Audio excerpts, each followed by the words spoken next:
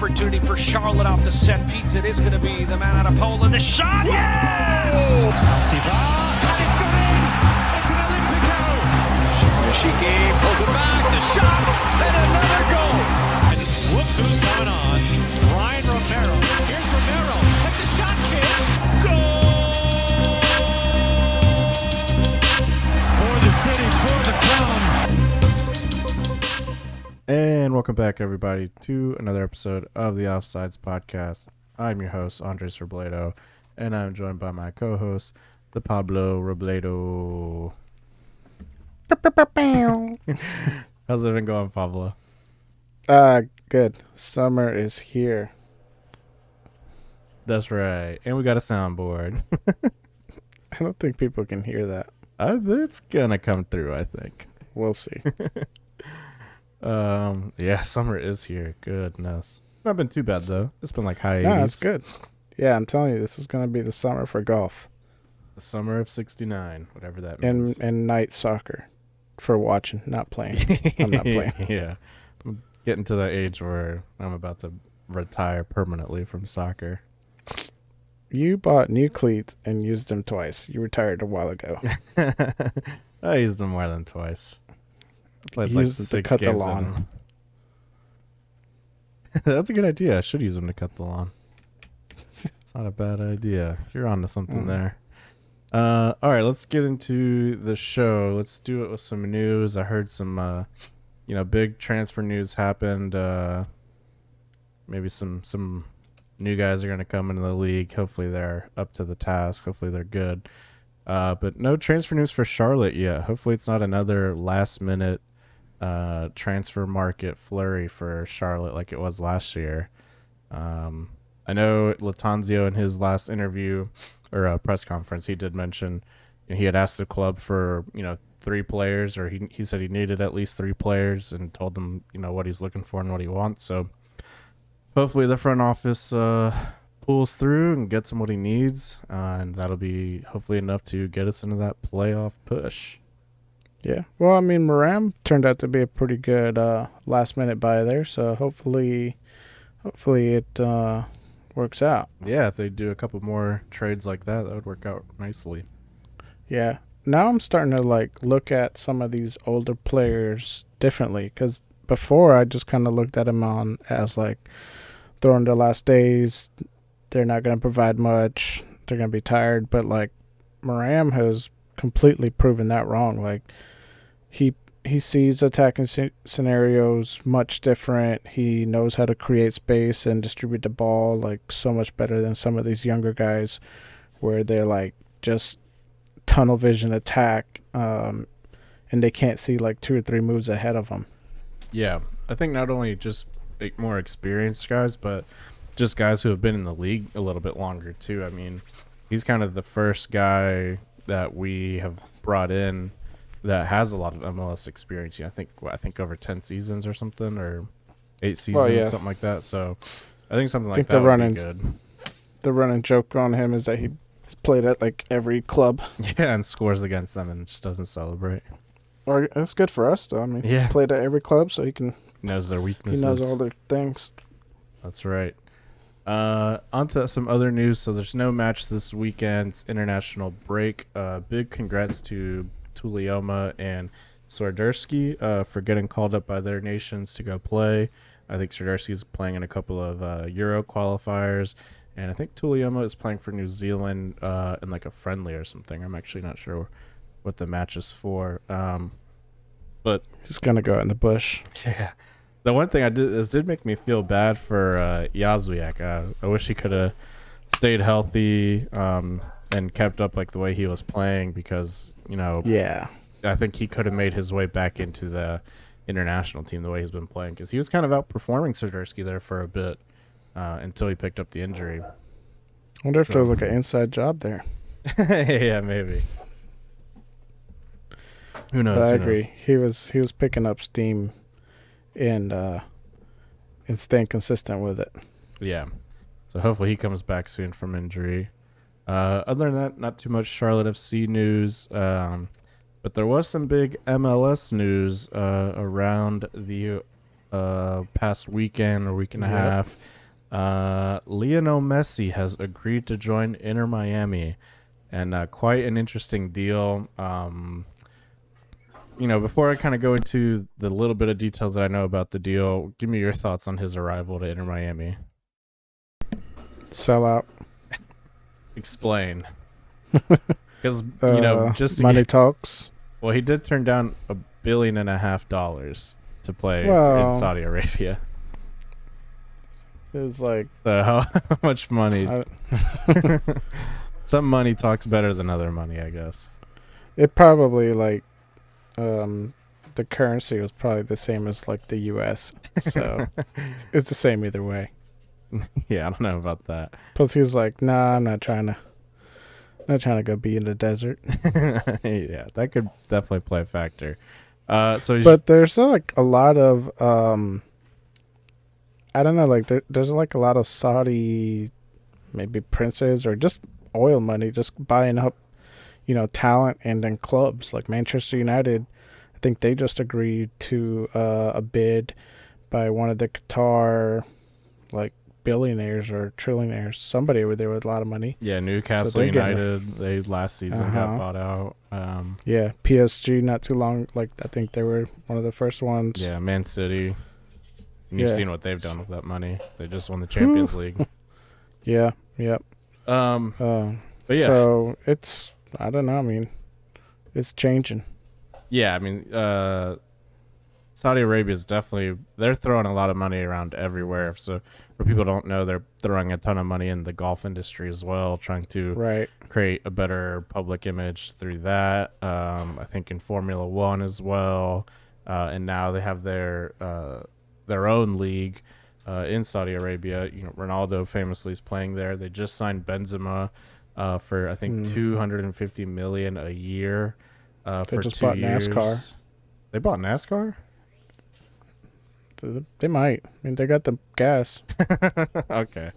They had like some legitimate, like they just bought the NASCAR league. They just bought it. Like as you were talking, they just bought it. That would be wild. I would actually enjoy that. But yeah, so they're actually trying to sign up a lot of older guys with a lot of media headline attention grabbing names, and just throwing buckets of cash at them. So interesting to see. That's going to be... Go ahead. You think that's going to be like long lasting? You think there's any... Is it going to make an impact? Whereas, because, that's what they're trying to do. They're trying to get viewers over to their league. They're trying to get not only viewership up, but sponsorships. And I'm assuming, televised events, popularity, just all that going up by bringing all these big time players that have maybe a couple years left. Do you think that's really going to do a difference as far as getting young talent over there? No, China did this a couple years ago, where they signed a bunch of guys for a ton of money, and I think Kaká went over there. I don't know. I know like Oscar went over there from Chelsea like during his prime years too, for buckets of cash. The Brazilian player named Hulk, he went over there for a ton of money. Oh right. I think they do it with basketball too, right? Some basketball player just went over there. Oh, maybe, yeah. So, yeah, it's a similar effort, like just throw a ton of cash. But if you only have a couple guys in the league who are past their prime and then the rest of it's still like local guys or whatever, or low-level professionals, I don't think it's going to be that interesting. And I think a lot of the young and upcoming like players, I mean, they're going to make good money either way, right? And in their prime, I think to get as good as some of these guys are getting, it's more about the competition than the money. And so they want to go play at the most competitive clubs in the most like prestigious competitions, Premier League, La Liga, Serie clubs that have histories. Yeah, and then also like clubs that are going to be in Champions League and stuff like that. So I don't see it going that way. I mean, maybe they'll get a couple guys who are, easily swayed by the money, but I think like the guys who are going to be like legends in the game, I don't think they will. I think history will kind of have that one out. Right. Yeah. Well, which kind of brings us back to Messi. Is like, should he have even came over to Miami? Like, he should have just retired after the World Cup. Yeah, I kind of wish he would have done that. Like, not even finish the season at PSG. That would have been sick. Yeah. If he just said, deuces, I'm done. I've completed the game. But him coming to MLS is the same thing as what the Saudi League is doing, right? Bringing in a big name player to up viewership, up attention, things like that. I think it's good in the short term. I still think, like, if you want to up attention into fans, one, you have to invest more into like the clubs, like themselves, so how I think Charlotte's done a really good job of it, of like investing in the community and like building like an organic interest in the team. Like, they didn't really sign, I mean, I guess you could say Christian Fuchs is like a big name signing, but other than that, they haven't really signed any like big name players that a lot of people know, and it's been more about like just creating a cool atmosphere, putting out like good content, getting like working with like local content creators like Top in 90 and a couple other podcasts that names are slipping, but they've gotten to interview players and stuff like that. I think the Charlotte podcasts are easier to figure out. Yeah. CLT podcast and Queen podcast. Yeah. For the Crown, stuff like that. For the Crown podcast. Minty Fresh podcast. Things like that. So everyone else has gotten access to players except us, but rightfully so. We've said some. And if those podcaster names are not taken, then it's patent pending. Yeah, trademark. You will see from our lawyers. We claimed it. But I think the interesting thing with Messi joining Inter Miami is the deal he got. Because it could be potentially worth more than, I don't know if it's maybe worth more than $1 billion, maybe, I don't know, but it's an interesting deal. I think all the clubs did end up chipping in or something, if I'm not mistaken. I think there was an element of that, of like it was a league round effort or something. I could be wrong on that, but I do know that I believe he's going to get profit sharing from Inter Miami and from Apple for, I guess, new subscriptions for when he joins. Like, if, Apple TV subscriptions go way up, or at least the MLS season pass subscriptions go way up, he's going to get profit sharing of that. I'm sure he's going to get like a percentage of like jerseys sold and tickets sold from Inter Miami, which is probably already a ton of money. Yeah. And then he also got the David Beckham special of like, at the end of it all, if you want to open up a club, we'll give it to you on the cheap, which is what Beckham got to do with Miami. I think Tepper paid like $300 million. That would be cool. And I think Beckham only had to pay like $50 million. So I think Messi's gonna get like a similar deal of like, yeah, man, just whatever you want to send us, you get a club. Yeah. But I mean, if he does it, he should just call it like Messi FC. Like, don't even do it after a city. Just be like, this is the GOATs my team. club. Yeah, that would be sick. But I think as far as like interest in MLS and just all around like eyes drawn to the MLS, it was like an immediate impact. Like, you saw tickets selling out for any Miami game, home or away. I think some of the Charlotte ones have been going for over 2,000, close to 3,000 some ticket sales. Some are 10,000. Yeah. So it's like, the impact has been instantaneous. Yeah, I mean, just to put it in so it is there. Yeah, just to put it into perspective too, I think 24 hours after he signed, or maybe a little bit more time after, just Charlotte FC sold 10,000 tickets to that game, and it's the last game of the season. And supposedly the team was already going to do this, but they opened up the upper bowl section, and they put out a tweet saying like, we were going to do it anyways, but we figured we would just share the news now. And I was like, yeah, like you said, yeah, right. There's no way you were going to do that for the last game of the season. You didn't do that last year, I don't think. Maybe they did. Yeah, they were going to do it because they had to chip in for Messi's salary. Yeah.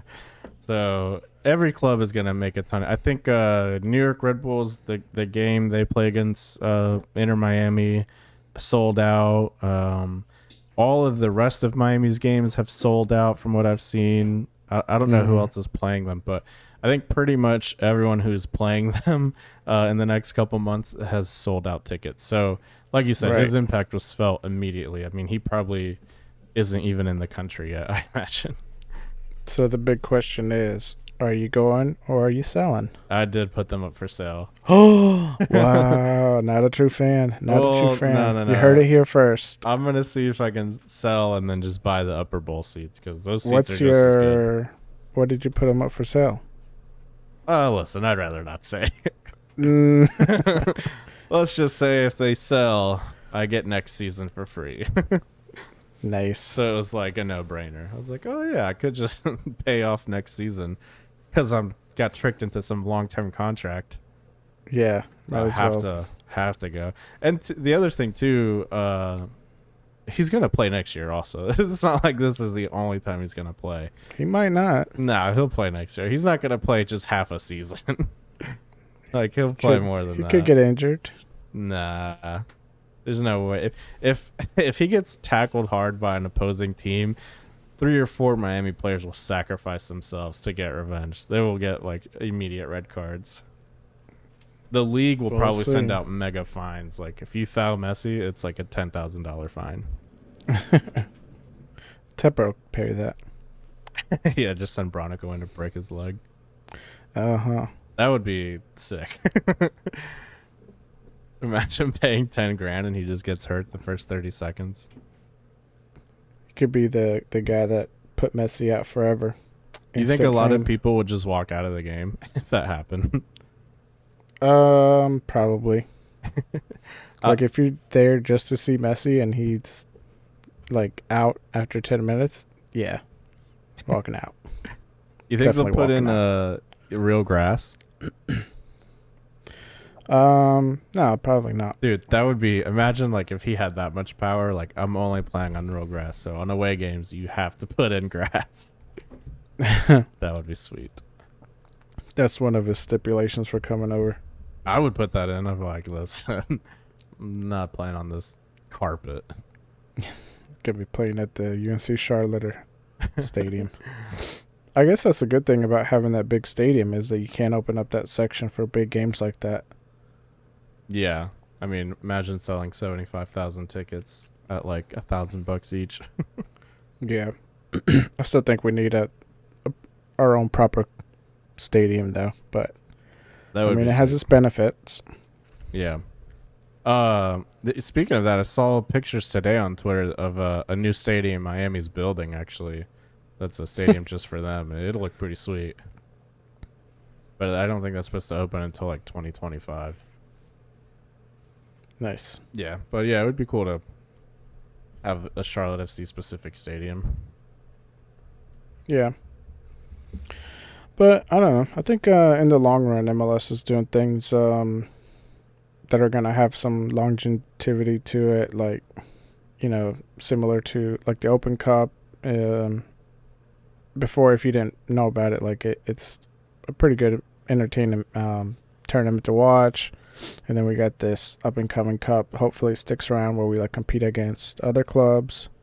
Yeah. Hopefully they do more stuff like that where they establish history to where like years down the road there's a reason to fight for it. You know, rivalries are born and legacies are made. You sound like an ESPN commercial. Paid sponsorship.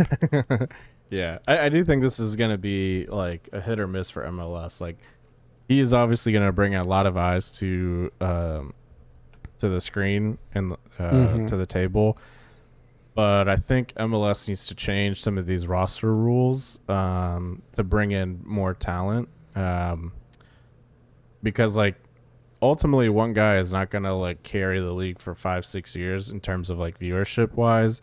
It ultimately is going to be the product on the field, and the product is the quality of play. It's not necessarily like the names of players, like that does help and gets you, you know, somewhat far, but it's going to be ultimately like the quality. And like we said, like I enjoy watching MLS now, but just Charlotte, and that's just because of like the personal connection and because we do the show and all that stuff. But I do not watch any other matches, and when you compare it to like some of the more top leagues, like the quality is just not the same. And some people like it because of the different quality and they just like watching the sport. But like for me, it's kind of hard to watch like a slower league or not as technical, things like that. Like there's just some downsides to MLS that you don't see like in the European leagues as much. Yeah. To me, the big one is just like speed of play and like technical skills. So like I said, like maybe while he's here for the next 2 to 3 years and you're going to get this boost in viewership, maybe loosen up some of those roster rules, let owners spend some of this new Messi money to bring in some other like big name players or just like up and coming players, or, you know, invest more into like their academies and stuff just to get the quality of play on the field up more. And I think that's going to do more good in the long term than what they're doing now. I think teams are just a little bit too like restricted with some of these roster rules. Yeah, I agree with you on that. Especially when they like start competing in other competitions like Open Cup, like this League Cup that they're gonna do, or the it just got renamed, but basically it was the CONCACAF Champions League.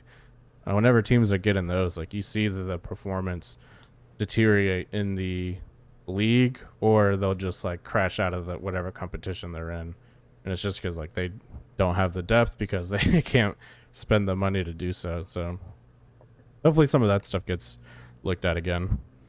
Yeah.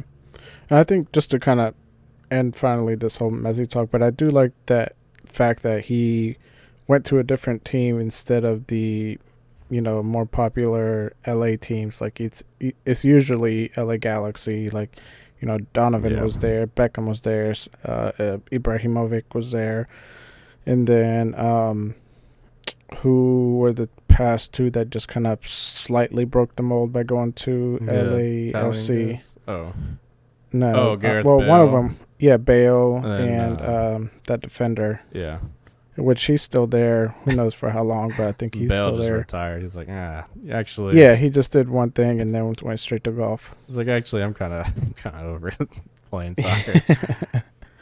Yeah, he probably got tired of like Will Ferrell just constantly badgering him.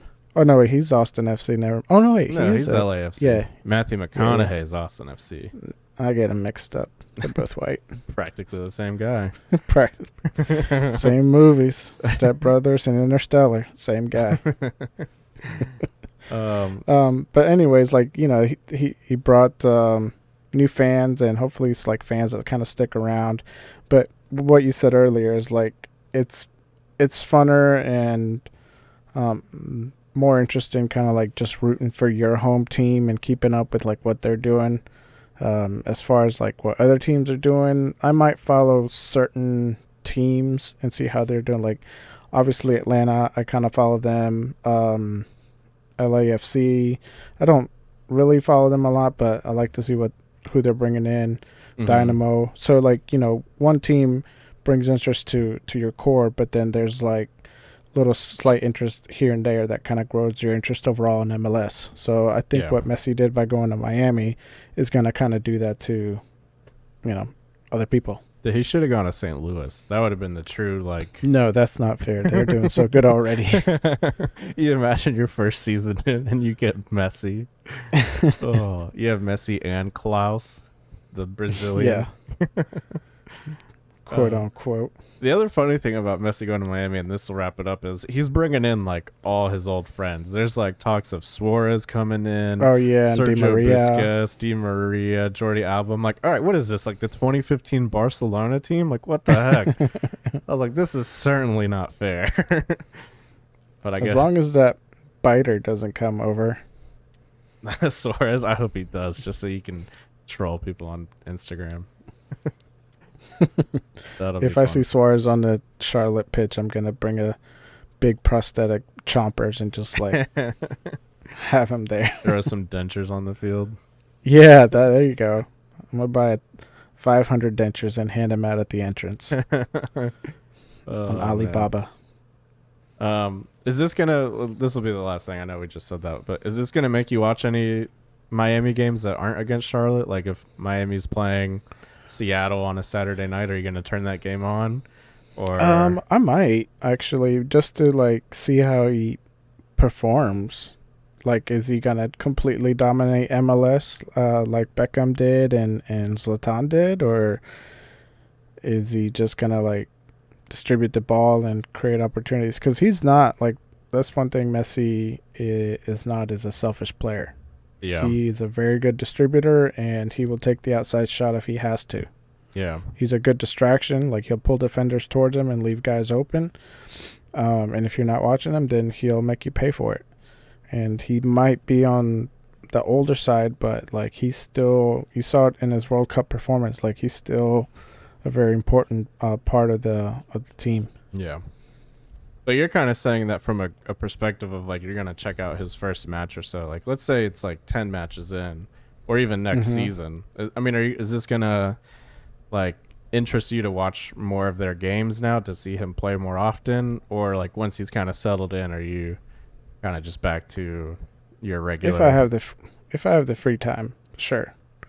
Because, I mean, before, when Messi was in his prime, I didn't really care for him that much either way.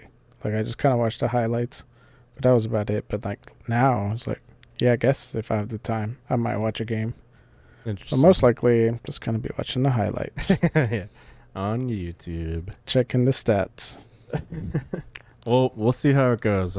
It's definitely going to be interesting for sure. Moving on, let's jump into the Seattle game this past Saturday.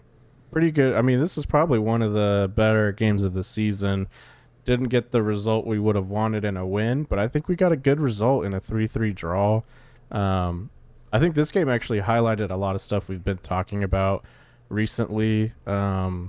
And just before we jump in, you know, defense-wise, Ben Bender, the attack, things like that. I thought this game kind of summed it all up. But let's jump into that lineup real quick. Go ahead and kind of break it down for me. Oh, good. I don't have it ready. Good. All right, while you pull it up, I'm going to run to the restroom. As always, I'm improvising. Okay, here we go. Right, so hold on. I gotta be real bad. I'll cut this out. Just pee yourself. No, I'll be right back. All right, I'm back. That'll be a nice little marker for me to know where to edit. Oh, yeah, that's a good idea. All right, so jumping back to where we left off, give me the lineup. All right, so let's see, because I just had it. So we got Lindsay, Jones, Malanda, and Byrne in the very far back, center backs. I mean, I guess as far as options, those are pretty solid options.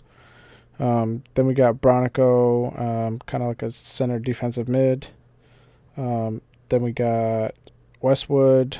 I think it was, well, they got it as Vargas, Westwood, Bender, and Merrim all straight across, and then Swiderski at the top.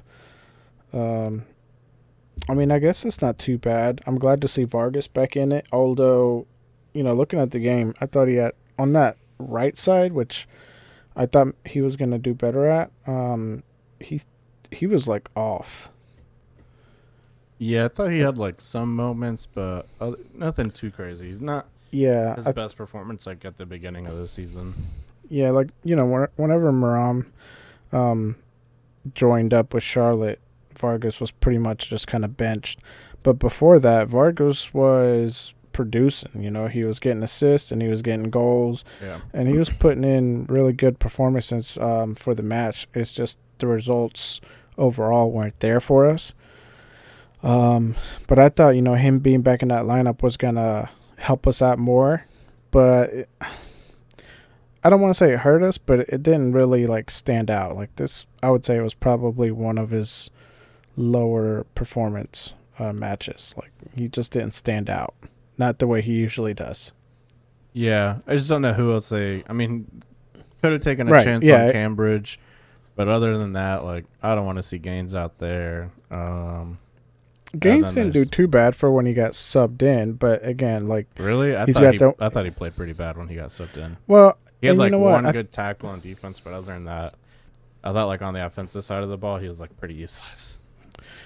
Yes and no. I mean, from the way I saw it, like, strategically, I think Gaines is good to come in as a sub whenever like your opposing team is kind of tired, because he's got that speed thing going for him like 100%. He can outrun, and you saw it like when he came in. Byrne was like getting beat, and Gaines come from behind Byrne to get the tackle. Yeah. The one time. It's just yeah, but I mean that's all you need Yeah. as far as that I'm was, concerned. that was a big He's tackle. he's like playing two positions at once basically. He's got Yeah. to cover Byrne and then he makes the run up the field. So like he's burning players, but also on the downside it's like that's all he's got. Yeah. Like he's not juking guys out or He ran into defenders like 3 or 4 times. Yeah. So he's just basically running fast up and down the side of the field. Yeah, he is Lightning McQueen.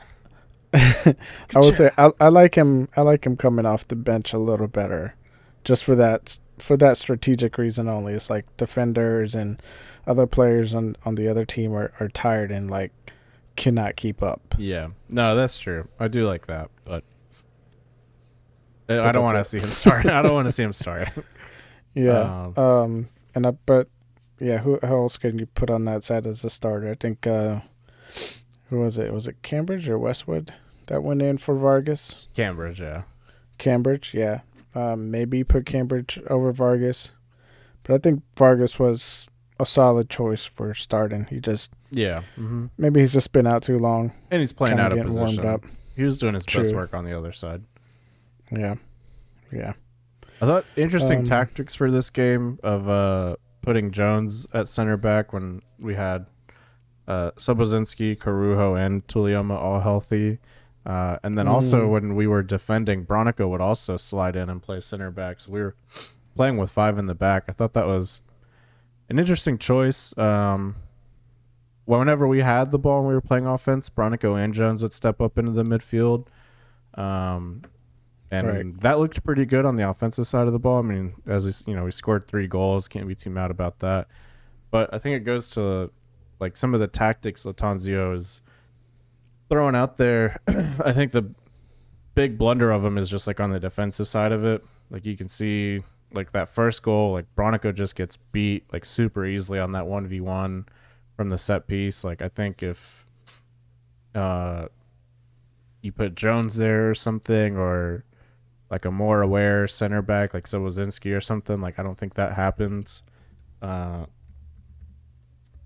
And then I think same for the third goal. It just felt like Jones and Bronico are just having to play like out of position, trying to play like that makeshift center back role, and this kind of happened throughout the season also, where like Lindsay or Byrne are awful when we are attacking or having to pinch in to play like an extra center mid, and then whenever we get counterattacked, they're just like so out of position, and Malanda and Tulioma like can't recover enough or can't recover consistently, and it leads to goals, and it's just stuff like that. Like I think 2 of the goals that Seattle scored were just due to like guys being played out of position and just like inexperience in those positions, where if maybe you put like Sobozinski or Tulioma there, that doesn't happen, or one of those goals doesn't happen, and maybe the game goes our way.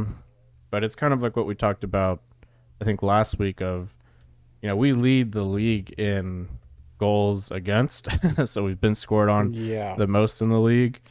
Yep. And you can tell like how much pressure it puts on the offense, right? Like to score 3 goals and only come away with a point, and it's frustrating for Seattle as well because they're on the road, but especially like a home game for us, like that's a lot of pressure and like responsibility that the team is putting on like the offensive output of the game. Yeah, that's just our not home sustainable. Record is not very good this season. Whereas to last season, it was like, I think we might have lost a couple of matches, not maybe too like many. 3. Right? Yeah, something like that. I went to, I want to say at least 4 or 5 home games last season, and we won them all. Like there was, well, no, I You think went to the LA tied game, one. right? Oh yeah, you're right. I forget. Well, that felt like a win. Yeah, that did feel like a win. It felt like a win. But we won more than we lost it last year at home, and this year it's like just tie or loss in some homes. But I remember more ties than losses this year. Yeah, we definitely don't feel unbeatable at home this year. Yeah. Last year it yeah. felt like no matter who we played at home, there was a chance we could win. This year it feels more like anything could happen. Yeah. Yeah, exactly. And it's right now we're just 6-4-8, so it's a lot of ties. But it's just way Which too we many wanted. losses. Yeah, we wanted more ties, but like now it's like at what expense? Yeah, we wanted more ties, but at the expense of losses, not the expense of wins. Yeah. We're still losing a lot. Yeah, and we're letting like a lot. We have overall 33 goals in. Whereas like the next highest I want to say is maybe Atlanta with 29, and they're sitting somewhat comfortably at 5th. Yeah, it's just they're making the job so much harder for the offense. Yeah, But I guess that's how it goes. I thought Kalina coming back was gonna be a big help. man, I would say like him and Marks are like just about even as far as performance wise. that's funny you say that. 'Cause I wish I would have screenshotted it, but someone on Facebook had a like a breakdown of the two guys through I think around the same amount of matches, like 7 or 8 matches each. Two guys who Marks and Kalina, and okay. Marks had the much better stats, like a lot more. Well, he's saves. played fewer matches. No, too. it was about the same amount of matches. Oh, okay. It's like 7 to 8 or 8 to 7, something like that. But yeah, it was pretty interesting. Yeah, and Marks is, well, I mean, who knows? What I was going to say is Marks has stopped a lot of shots that I think Kalina would have probably have let in. Okay, yeah, I just found it. So Marks played 7 matches, Kalina's 8. Goals against is 12 for Marks, 14 for Kalina. Marks had 30 saves compared to Kalina's 19. That's a save percentage of 71% compared to 57.6. Yikes. Marks also has better passing, and they have the same amount of clean sheets with 1. Which is 0. They each have 1. Yeah, and then I was just doing the math as well. So we're averaging like 1.8 goals a game, basically 2 goals a game. That's a lot to have to even just to get ties, to score 2 goals just to get a tie. That is asking for a lot.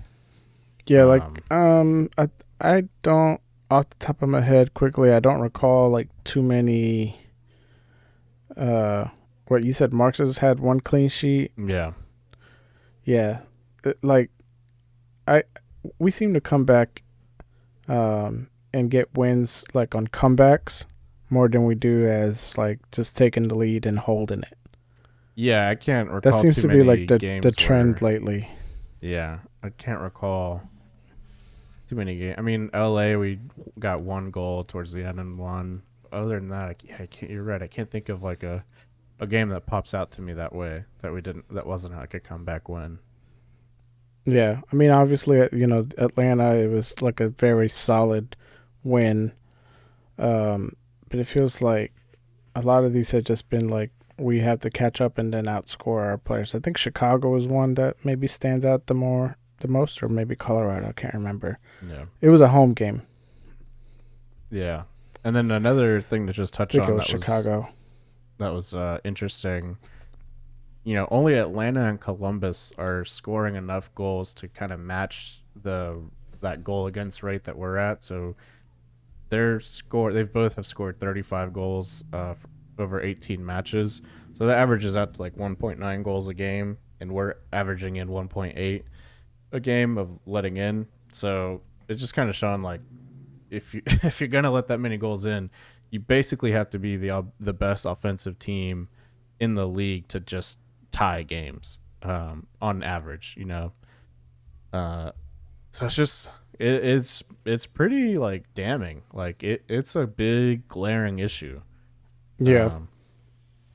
Hopefully they tighten it up in the transfer market, but it's like we said last week, like that back line is just letting in too many goals to where we can really get 3 points basically and make this playoff push. Like I think I think at the end of the season, if they don't fix this back line, I think that's going to be the big takeaway. Is like we had a lot of ties and losses, and I bet if we break it down, it's probably like losses where we lost by like 1 goal. So it'll be something interesting to keep track of. Yeah. 'Cause like we have a very good, I want to say midfield, but they're definitely good offense. As you can see by the goals that we have been able to just score and come back from. But I was gonna ask you, what do you think of Ben Bender starting and his overall performance? I thought this was his best match in a Charlotte jersey. I thought this game showed a lot of improvement in some of the stuff we've criticized him before. His first touch, especially in the assist he got to Ashley Westwood. Like, we've seen Bender get a similar pass like that or a similar ball like that and knock it like 2-3 feet in front of him. This one, he like killed it right in front of him and then found Ashley Westwood. And then his physicality too, like on the defensive side of the ball, or even just like dribbling out of pressure and not getting like knocked over and stuff. I thought that this was a big improvement as well on that side of the game. Like, he started a couple of attacks, got the ball out of our third and kind of dribbled it out and found a good pass. Like, to me, this was like a big like coming out game. Like, this game kind of showed like a leveled up Bender in my eyes. That being said, SofaScore has him at a 6.5, which I kind of feel like that's a bit unfair. I mean, he almost scored. He set up the tying goal, or at the time it was the tying goal. He set up Ashley Westwood's goal. So it's kind of, I don't know, 6.5 seems a little low. Do you think, going back to that play where he almost scored, I mean, he's got Vargas wide open almost right beside him. You think he should have, gave the extra pass, or was he in the right to take that shot between those two defenders? I think he was in the right. I mean, he was pretty open as well. I'm trying to find it in the highlight package. Trick question, not a true Colombian. He should have passed it to Vargas so Vargas could score. I don't know. Vargas has been having a kind of a bad game. He needed that goal. I don't know. He hit post. Like, and Vargas has been like shooting at the moon. He's been shooting at the moon. He's been overhitting some stuff. His crosses are just been like, I don't know who he's looking at, or and you know what? The braids are too tight. It is in the highlight package, and honestly, he's not really that open. That defender is like kind of in front of him. Like, that defender only has to take one step out wide to cut that angle off. I think that's a good shot. He almost scored it. Like, that could have been the game-winning goal.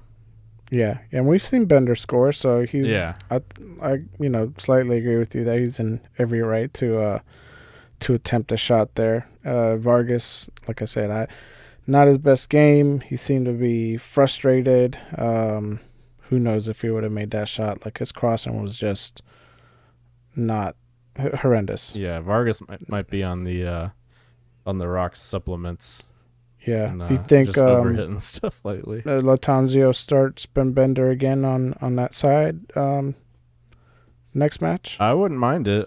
It all depends on if Kopetti's healthy, because if he is, then Sergerski will probably play in that spot. But shoot, I mean, if he can keep performing the way he did in the Seattle game, like, I think that totally makes sense to have him as a starter. And I think he's just leveled up, man. If he keeps going like this, like, I think he has like just stepped up his skills a good bit. Yeah. He hasn't really had a bad game this season either, not that I can think of. Yeah. Like, whenever he was coming off the bench, he seemed to be doing pretty well. I think there's been a couple times where we've said, if the depth isn't there, you can start him. Yeah. Mm-hmm. Yeah, I agree with you there. And then just slightly going back to that, like, defense, it's still shocked as to, like, why coaches starting Byrne or putting Jones in that position when... I thought this was Byrne's best game. What? Yeah, I thought he played really well. Gosh. Like, Byrne up until garbage. Up until like that tackle that Mackenzie Gaines had to do, I thought he kind of shut down that side pretty well. They weren't really ever going to him, and I think it's because he was doing well. And then he set up the assist for the tying goal. That was a good cross into the box. He practically was like the reason why we got the first goal. No, that's more on Bronica than it is on Byrne. Bronico's like right there, and the dude just dusts him. I mean, he is just so slow. I mean, he's faster than me, but God, he's slow comparatively. Challenge him to a race. Dude, it would be embarrassing. I mean, I would do it because it would be funny. For him? No, for me. I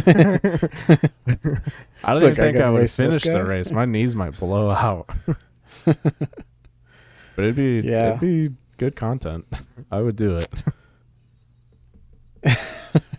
Sure. Call him up. Hey, you want to race like 50 yards? Because anything else might literally kill me. My heart might explode. You got to race in your dress shoes. On the turf. Yeah. I can wear cleats. And start at the 18. Yeah. Yeah, I get a 20-yard start. He'd probably still beat me. Yeah. I don't know. I was expecting so much more from him. But I mean, he did all right. Like, I guess I should put like this was his best game, but it wasn't like a standout.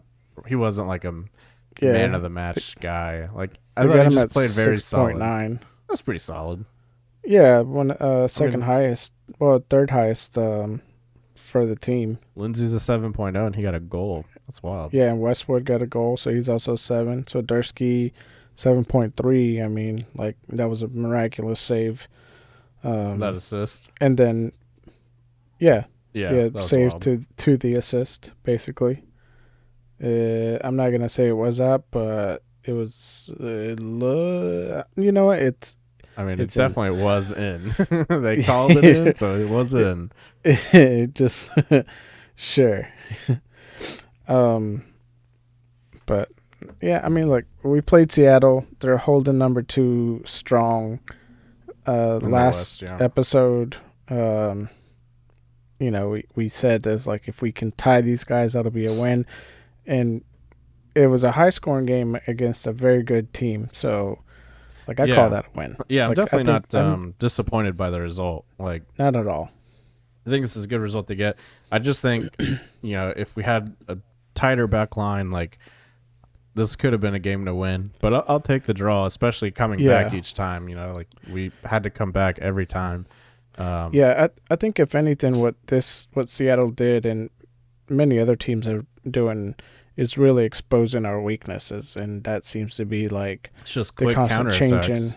the quick counterattacks and the constant change in our back line, that no matter who you put there, they seem to be just getting by. Like, our offense is there. We can score. Yeah. And we can keep up with some of the best of them. But it's like we just keep letting them in. So that's the issue. Yeah, I really only have issue with the first and the last goal. Like, that second goal, I mean, oh yeah, ain't nobody blocking that. That's a poster. Yeah. The other thing I wanted to mention about the match that was pretty cool, or at least I thought was pretty cool, was 3 first-time goal scorers: Lindsay, Ashley Westwood, and then Ajimang.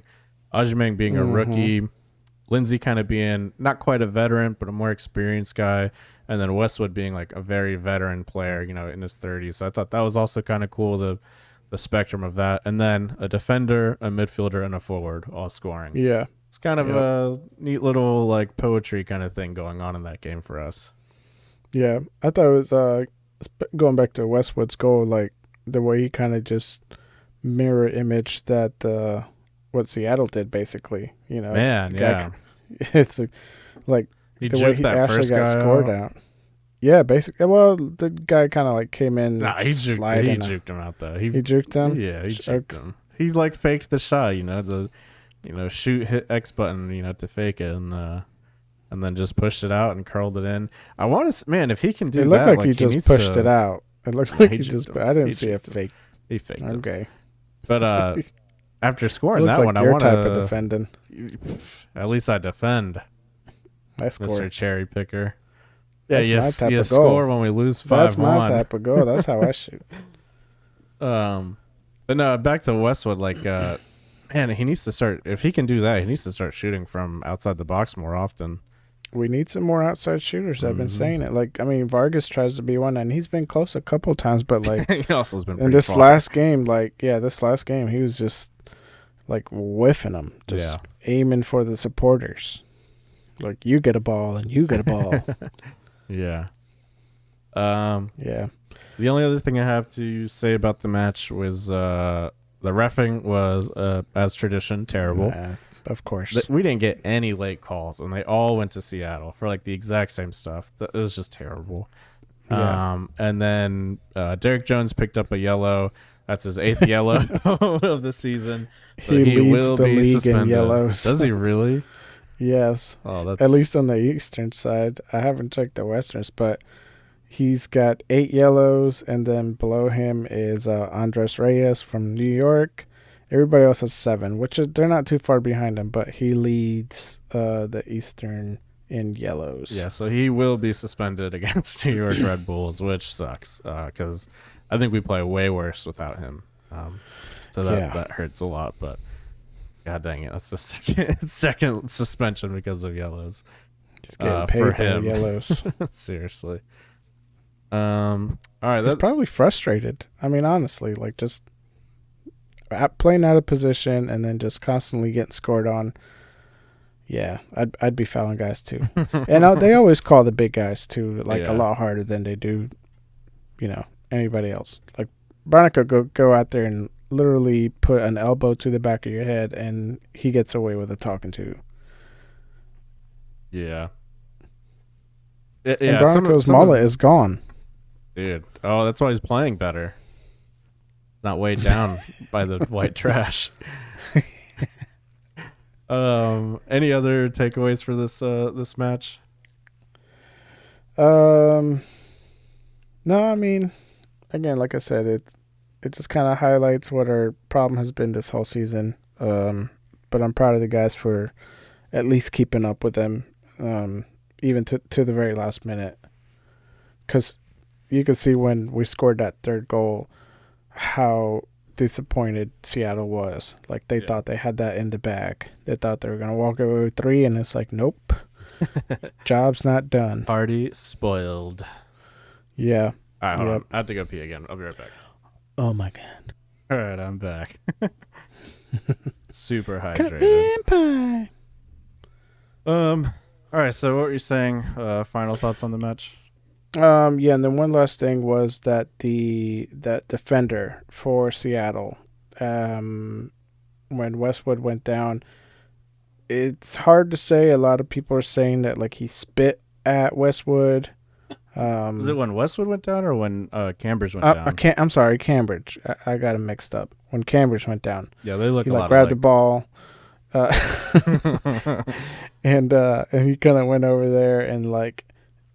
I mean, it looks like he spit at him, but there's no reports or any news out there as far as like suspensions or even just mentioning it. I mean, it didn't even get called during the game either. Like, right? Yeah. That's the one where I was really like, how is that not a foul? True. But True. But MLS gonna MLS, you know? Yeah, I guess so. I mean, I don't know. I tried looking up, see if anything came up, but like, I guess it's a big cover up. Yeah. Who knows? Charlotte's just got to take the hard fouls this year. Yeah, I would love to just talk to some fans from like other teams on how they like feel about reffing, because I just feel like every game we get such a bad ref, home or away. Like it's just always against us. Yeah, when we talked to our Houston Dynamo guys, they had the same thoughts. It's like reffing is just sucks. Yeah. Just absolutely, calls don't go your way, and it's just constant. So I think across the board it's the same. Yeah, that's something that they're gonna have to fix if they get more viewers. Yeah, I think refs should get some sort of rating. Yeah, I think they do, but it should be shaming. posted. Yeah, exactly. Yeah. Make him walk the perimeter of the field, and if you can hit him with a bottle, then You're more allowed power to. to you. Yeah. That would be awesome. But on a serious note, like they are gonna have to get better refs if they want. Like again, like if you want viewers to stay around, like just signing Messi for 2 years or whatever is not gonna do it. It's gonna be better product on the field, and part of that is having good, consistent refs. Like sure, like Premier League and Champions League and stuff have bad refs every now and then, but it is not only bad but crooked. Yeah, but it's not nearly as consistent in those bigger leagues. Like, what? I mean, didn't Barcelona just like get investigated for paying refs for like years? dude, innocent till proven guilty. All right, They were just proven guilty. they were allegedly. That's why all guilty. the refs came over here. That's where the money's at. Yeah. Oh, listen, I didn't say La Liga was good. I said Premier League and Champions League. Yeah, I don't know, man. They got to do something about it, though. It's just so bad. Like, I think it was pretty consistent for this game. like consistently bad. Yeah, Yeah, pretty much. I needed to go the other way. I needed to be consistently good. It's never been that way. Yeah. All right. Well, that who do wraps we it got up for coming me. up? So next Wednesday, we played New York Red Bulls at New York. That's a game where I could see it going any way. I could see us getting another road win. I could see it being a tie. I could see us losing, just because our defense has been so bad, and we're missing Derek Jones. With a win. Man, missing Jones is gonna. People are gonna notice. I think what was the last game that he was out? I think he was out for yellows too. Yeah, no, that for sure. He was out for yellows. Who did we play though? I don't know. I think we won though, No, I think we lost handedly. or tied. Oh, actually, no. I think you're right. I think we did win because it was Atlanta. That's the game Copetti and him were out. Yeah, you're right. Yeah, we 3-1. won. I think we're gonna win, and only for the fact that just New York is just bad this year. The Red Bulls are just bad this year. Maybe it's a rebuilding year for them, but yeah, I think we're gonna come away with a win. Yeah, the the good news. I think you know what the stats kind of support you on that because they've only scored 11 goals, so maybe even our defense can keep them out. Yeah, so like even if like our defense lets in 2, we can at least put in 3. We can do a little comeback. Yeah, and this would be, I mean, another, like we said, road wins are huge, man. It's kind of almost like worth more than 3 points sometimes because it is so hard to win on the road in MLS. Yeah, and hard to win at home. Yeah, nowadays. It's not freshman year no more. Everybody's on to us. But yeah, this will be good. And then that Saturday we play Montreal at home. That's good. That's a must win. If we want to be playoff contenders, we need to beat Montreal. They're sitting at 9th right now. Yeah, they just took our spot. Points. Yep. We've got the same number of points, but we have one match more played than them. So, you know, to keep up with them, not even to overtake them, just to keep up, we need to win that game. Yeah, and you know, get our goal differential up. So we need to do that against Red Bulls. Just get a 3-0 win. Hopefully somebody gets a clean sheet. We have the same goal differential as Montreal, also at -8. Yep. So yeah, definitely need to. When it comes that close, that's like one thing that it's looked at. They should look at yellow cards instead, because that's going to get you the more entertaining game. Like who has more? Yeah. Okay, then yeah. Who has more goes through, because you're going to be more physical. It's more fun to watch. Less players to bring on road games. Exactly. Yeah, so, good on Jones. Doing it for the team. Yeah, and hopefully by the time we play New York, Yazwiak's available. I haven't heard too much about him, and Copetti as well. Although, it seems hard to know whether or not that's a good thing or not if he's available. Swiderski's been playing a lot better lately. Yeah. Yeah, no, he's got his streaks. At the beginning of the season, he was barely there, but he seems to be slowly coming around. Yeah, but all his best games have been with him playing as the striker instead of midfielder or winger, which is what he was doing at the beginning of the season. Yeah. The wing. He's no good as a winger. Yeah, if Copetti comes back, I mean, I imagine they're gonna push him back into that midfield, or God. who knows? Who knows? So we'll see, but definitely feels like both of these games next week could be wins and would be a nice 6 points. Maybe we can trade Copetti for Messi. They Man, won't know. What a deal. It's like, oh, you're Argentinian? Yep. It's a fair That's trade. nice. Fair trade. All right. Well, that wraps up the episode. If you guys enjoyed it, please share with a friend. Leave a review on whatever podcast platform you use. We do check those out, and whenever we get new ones, we shout them out on the podcast. And then if you do want to get more involved with the show, I've been trying to go on Twitter to have people, post any topics they want us to cover or answer any questions, anything like that. So feel free to follow us on Twitter and Instagram at offsides_CLTFC. And you can also listen to this on YouTube. And if you are, don't forget to like and subscribe. All right, we will see you guys next week. Bow. Wow, wow, wow. You got to love that.